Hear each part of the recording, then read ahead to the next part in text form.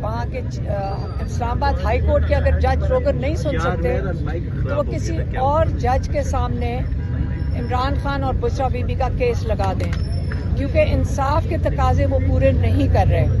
اور آج یہ جو جج ارجمند ہیں جو توشہ خانہ 2 سن رہے تھے جیل کے اندر، اور یہ بڑی جلدی میں تھے اور بڑے دنوں سے جلدی میں تھے، جاتے جاتے انہوں نے کہا کہ میں 2-3 دن مجھے چاہیے اس کیس کو تیار کرنے کے لیے، اور اس کی جو بھی ہے اس کی جو ججمنٹ ہے وہ تیار کرنے کے لیے 2-3 دن چاہیے۔ لیکن تھوڑے عرصے کے بعد جب ڈیٹ آئی ہے تو آپ کو ہم بتا دیں کہ 29 تاریخ آئی ہے۔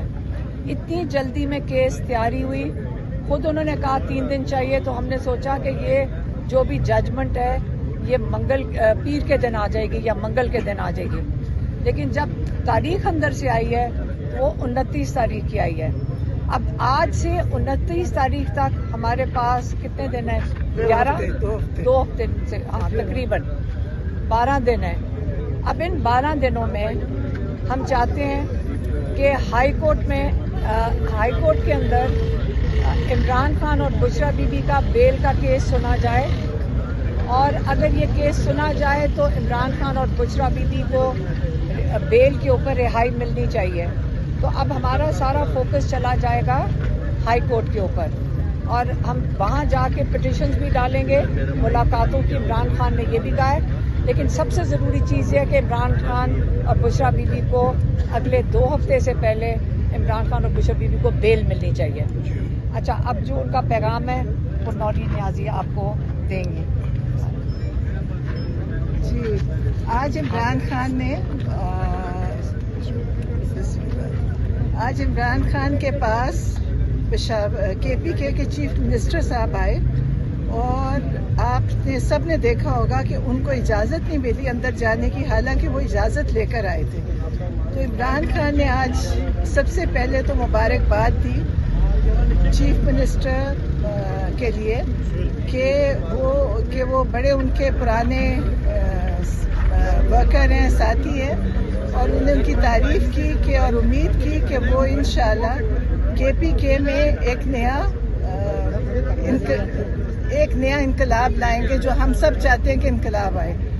اور دوسرا، انہوں نے علی امین گنڈا پور صاحب کے لیے کہا ہے کہ میں خوش ہوں کہ انہوں نے بڑی ڈگنیٹی سے اپنا حکومت ٹرانسفر کی۔ اور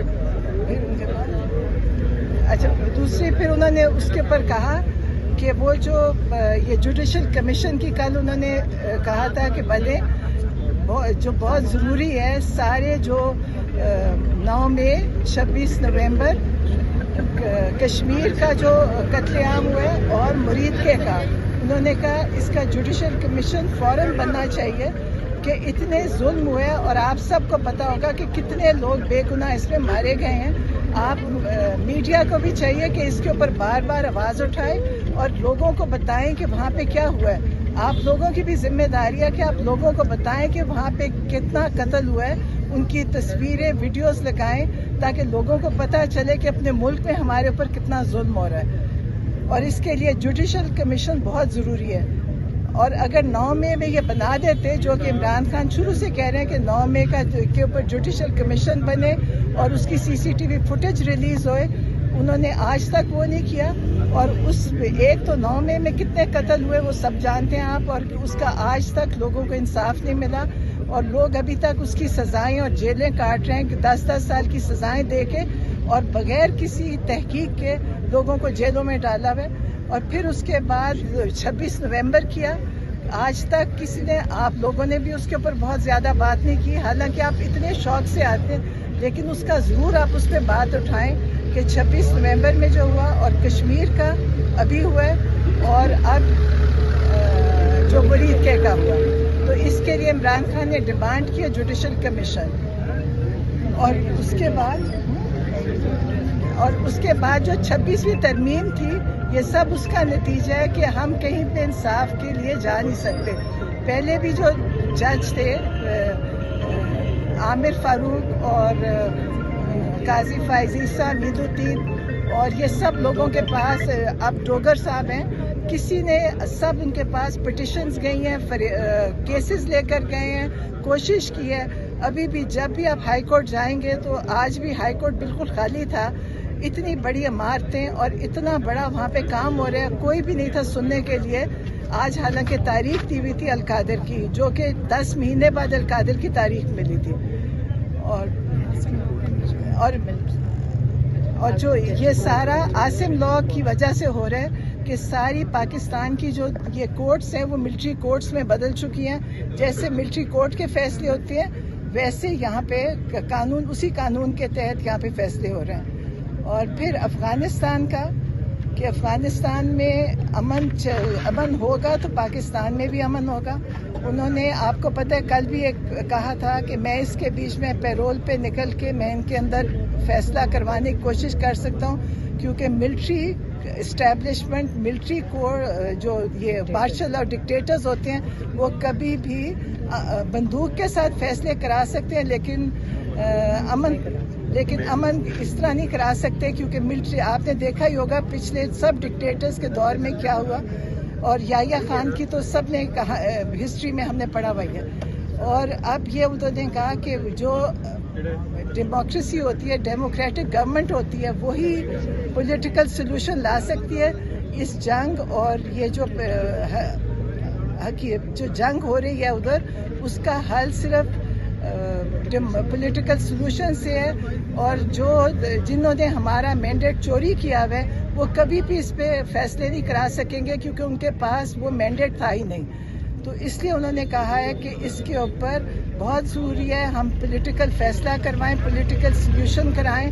और उन्होंने अपने पैरोल पे कहा है कि मुझे आप निकालें, मैं इसके साथ अफगानिस्तान वो लोगों के साथ मिल के इसके ऊपर फैसला, अमन का करा सकते हैं। वरना दोनों तरफ हमारे मुसलमान भाई शहीद हो रहे हैं, हम सब देख रहे हैं। तो इसके लिए उन्होंने ये अपना तजवीज़ दिया उन्होंने।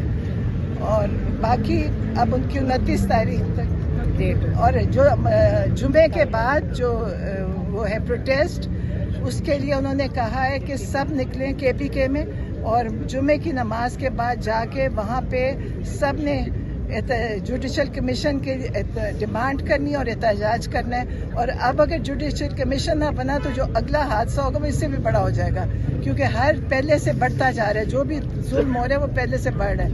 तो इसकी जुडिशल कमीशन बनना चाहिए। इमरान खान हमेशा फैसला कहते हैं डेमोक्रेसी की तरह होए, कोर्ट्स करें। उन्होंने कभी ये नहीं कहा कि किसी जगह हम एहतजाज से फैसला करवाएं, वो कहते हैं खुद कोर्ट्स में फैसला हो। तो उम्मीद है कि हमारी कोर्ट्स अब इस दफ़ा कोई हकीकी आज़ादी का तरह, जो इमरान खान की हकीकी आज़ादी है उसकी तरफ फैसला करेंगे। और हमने सबने हकीकी आज़ादी की तरफ अब जाना। नए वज़ीर आला के लिए खान साहब ने कोई सजेशन दी है कि किस किस को काबीना में रखा जाए? एक नाम तो बताया था मुजम्मिल असलम साहब का। नहीं, हमें नहीं पता, ये तो सिर्फ जो पैगाम है वो बता दें। सिर्फ पैगाम है आज का। भारत से मिलकर अफगानिस्तान जो कार्रवाई कर रहा है उस हवाले से वो खान साहब ने सिर्फ